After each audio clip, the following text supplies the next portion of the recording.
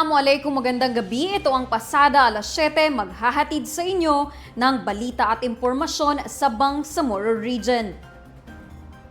Isang courtesy visit ang isinagawa kahapon ni Mayor Dato Victor Samama at Vice Mayor Attorney Muhammad Omar Samama ng Dato Piang kay BARM Interim Chief Minister Abdul Rauf Makakua. Sa pagpupulong, tinalakay ang pagpapalakas ng ugnayan sa pagitan ng regional at local government units. Binigyang diin ang kahalagahan ng pagkakaisa at kolaborasyon para sa kapayapaan, inclusive governance at pag-unlad ng Bangsamoro. Ayon kay Interim Chief Minister Abdul Rauf Makakua, ang pagpapalakas ng ugnayan sa mga LGU tulad ng Dato Piang ay mahalaga upang makamit ang layuning magkaroon ng isang mas matatag na Bangsamoro. Ang patuloy na kooperasyon sa pagitan ng regional at local leadership ay susi sa pagbibigay ng mas mahusay na serbisyo sa mamamayan. Sa layuning mas mailapit ang serbisyo ng pamahalaan sa mga mamamayan, inaprubahan na sa antas ng Committee on Amendments, Revision and Codification of Laws at Committee on Local Government ang binagong bersyon ng redistricting bills sa Bangsamoro Parliament. Narito ang report.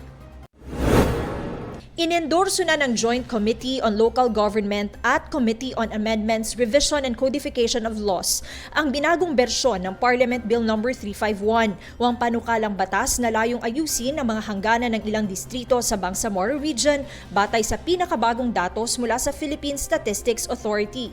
Sa ilalim ng amended bill, mananatiling 32 ang kabuang bilang ng mga distrito sa rehiyon na hahatiin sa mga sumusunod.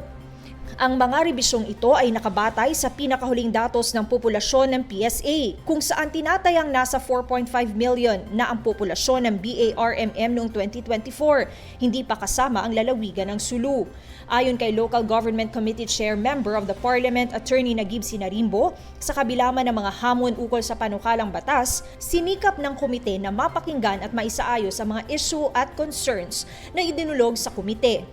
Talaga namang alam natin from the very beginning na mahirap kasi iba-balance yung mga interest ng iba-ibang grupo, lalo na moving towards an election. Less than 3 months yung election. So alam mong mainit yung magiging discussion dahil yung redistricting, in essence, meron siyang important na role doon sa political alignment ng mga prospective candidates. So alam natin na magiging mainit yun. Meron ka ding varying demands coming from different groups, different geographic areas. So halimbawa, yung island provinces, ang demand nila ay more than the population, gusto rin nila na merong equity. So meaning, beyond doon sa qualification requirements for creating parliamentary district seats na 100,000, humihirit sila na baka pwedeng dagdagan yung sa amin, not solely based on population, but on grounds of equity. Kasi dalawa na lang na probinsya na titira sa kanila, kung tig-apat-apat lang yan sila, isang probinsya lang ang katapat niya sa mainland. Meron kang Maguindanao na dalawa, meron kang Cotabato City, may SJA ka pa, may Lanao del Sur ka pa. So pakiramdam nila, talagang marginalized sila. Kasi konti lang, maski na anong gawin ng dalawang probinsya na maliit sa Basilan at yung Tawi-Tawi, pakiramdam nila, hindi talaga magiging major na contributor sila doon sa formation ng government ng Bangsamoro. So yun, gusto nila magpadagdag. Maski na, halimbawa, Tawi-Tawi, hindi pa umaabot ng 500,000. Gusto nila 5 seats ang kanila. So hindi lang +1 sila, kundi +2. So yun, kailangan din natin i-balance yung interest na yun. Pero in the end, ang naging resolution ng committee ay gawing isa-isa na lang ang dagdag lahat ng areas. So tig-iisa ang binigay sa Tawi-Tawi, Basilan, Sulu, not Sulu, Maguindanao del Sur, Maguindanao del Norte, Cotabato City, SGA at saka Lanao del Sur. So yung 7 na areas na remaining territory ng BARM, binigyan ng tig-iisa. Isinama rin sa panukala ang transitory provision sakaling muling mapasailalim ang Sulu sa BARMM. Kung mangyayari ito, maaring maglaan ng karagdagang pwesto sa Parliament para sa nasabing lalawigan, depende sa populasyon at iba pang legal na konsiderasyon.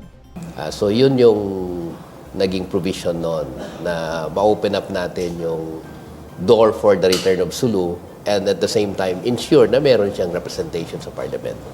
Matatanda ang ibinalik muna sa mga komite ang nasabing panukala para sa masusing pagsusuri. Ngunit ngayon, matapos itong maaprubahan sa komite, inaasang isusulong na ito sa plenaryo ng Bangsamoro Parliament ngayong buwan.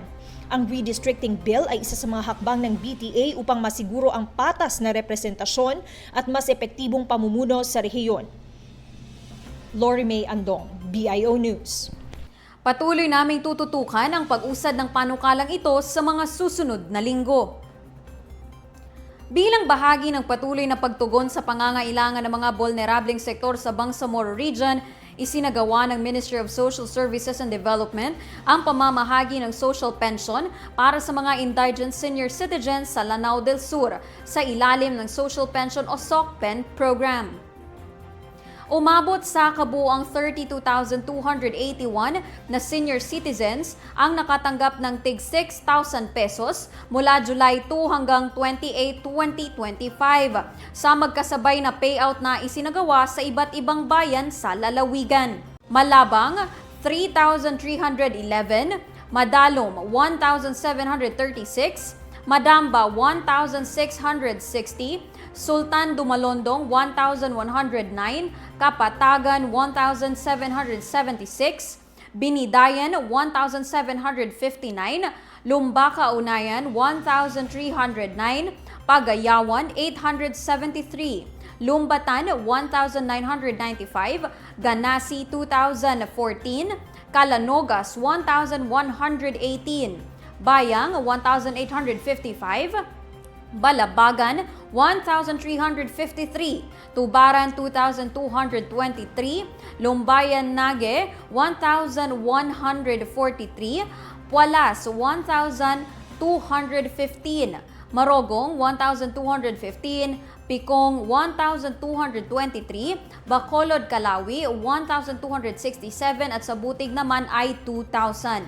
Ang Social Pension Program ay isang programang pinupondohan ng national government at ipinatutupad ng MSSD sa rehiyon ng BARMM na naglalayong mabigyan ng tulong pinansyal ang mga matatanda na kabilang sa pinakamahihirap at walang kakayahang maghanap buhay bilang suporta sa kanilang pangangailangan at kalusugan. Formal nang inilunsad nito lamang July 30, 2025 ang drip irrigation system sa Barangay Labungan, Maguindanao del Norte, na isang proyekto sa ilalim ng Special Development Fund ng Ministry of Agriculture, Fisheries and Agrarian Reform. Pinangunahan ito ng Makinugon Farmers Producer Cooperative upang mapabuti ang paggamit ng tubig, mapataas ang ani at maisulong ang masustansya at climate resilient na pagsasaka. Layo ng proyektong ito na mabigyan ng magsasaka ng mas maging epektibo ang drip irrigation systems na makatipid sa paggamit ng tubig pero mataas pa rin ang ani, habang isinusulong ang mga climate resilient at pangmatagalang agricultural practices. Ayon kay SDF Project Director Gil Cambronero, inaasahan na ng proyektong ito ay magdudulot ng pagtaas ng ani, pagbaba ng gastusin sa paggawa, at mas mahusay na pagharap sa mga hamong dulot ng pagbabago ng klima. Ang proyekto ay kinabibilangan ng isang water tank, isang powerhouse, at kayang patubigan ang lupang may sukat na 200 meters by 50 meters o katumbas ng 1 ektarya. Nagpaabot naman ng pasasalamat ang kooperatiba sa BARM Government at MAFAR SDF para sa patuloy na suporta sa mga magsasaka ng Labungan. Matagumpay na inilunsad ng Ministry of Public Order and Safety ang programang Community-Driven Safety and Security, Barangay EWER Structure sa 3 pilot barangay ng Lower Pangangkalan, Matilak at Lower Baguer noong July 13, 2025 sa Dato Mantil Elementary School Gymnasium sa bayan ng Pahamudin. Layunin ng aktibidad na turuan ng mga kalahok ng mahalagang kasanayan sa pagtukoy at pagpigil ng mga alitan sa kanilang lugar sa pamamagitan ng mga workshop sa conflict profiling, EWER structure at volunteers manual. Dinaluhan ito ng kabuuang 47 kalahok mula sa barangay local government units, peace partners, mga pinuno ng komunidad at iba pang mahalagang stakeholder ng ministry. Isa sa mga tampok ng programa ang pagbuo ng customized EWER structures para sa bawat barangay, kung saan ang mga kalahok mismo ang tumukoy ng mga taong gaganap sa mahahalagang papel. Ang mga dumalo ay nakapagsumite ng kanilang volunteer profile bilang patunay ng kanilang suporta at dedikasyon sa adhikain. Ang Early Warning and Early Response o EWER program ay patuloy na inisyatibo ng MPOS sa ilalim ng Special Operations Division na naglalayong palakasin ang kapayapaan, kaayusan at seguridad sa buong rehiyon ng Bangsamoro.